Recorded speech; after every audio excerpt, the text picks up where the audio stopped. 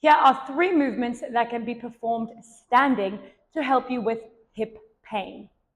These movements can be performed next to something that helps you with your balance, be that your kitchen counter or your wall. You can also do this freestanding if you want to practice your balance. So movement number 1 is going to be a single leg hip circle. You're going to bring the knee up in front of you, open it out as much as you can, and push the foot back down onto the floor. My leg is parallel as it comes up. It opens up into a turned out position and comes back down. If you are really struggling with this, feel free to take hold of the leg, open it out, and lower it back down. Take hold of the leg, open it out, and lower it back down. Once you've done 2 or 3 in the outwards direction, you're going to reverse it, opening out to the side, bringing it in and down. Opening out to the side, bringing it in and down. Make sure that you do both your right side as well as your left side. Movement number 2 for sore hips standing. So we're going to take a long lunge position. So I've got 1 foot forward and 1 foot back. Again, if you need something for balance, that's absolutely fine. My back foot is going to turn out slightly. So if you're familiar with yoga, this is similar to your warrior pose in the legs. Now, as I look over this toe, I'm going to reach forward and feel the stretch happening in my groin, okay? From there, I'm going to straighten the legs and push back into this hip into a stretch. Come back into the center. Bending my front knee, reaching forward, feeling the groin stretch. I'm then going to recover, keep both legs straight, and push into the outside of this hip. You may also feel a little bit of hamstring pull. That's okay, but I'm trying to get into the side of the hip. Let's do that one more time. Bending the front knee, pressing forward. I feel like I can go a little bit further by the 3rd rep, and then taking that back into a side glute stretch for 3, 2, 1. When you're ready, you're simply going to turn your feet to the other side. Remembering your setup is toes facing forward, toes facing slightly out to the side.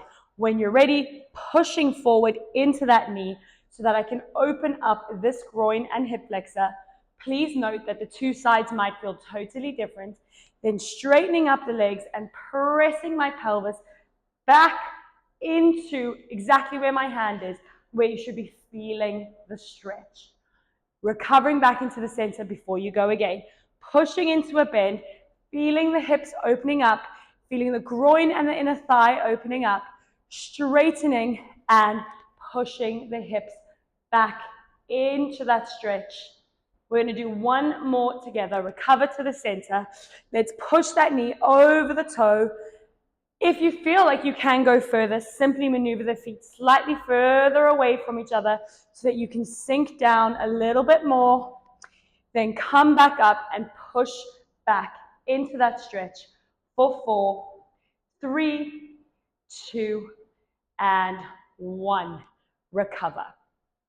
Our final move for painful hips standing is going to be a simple standing quad stretch.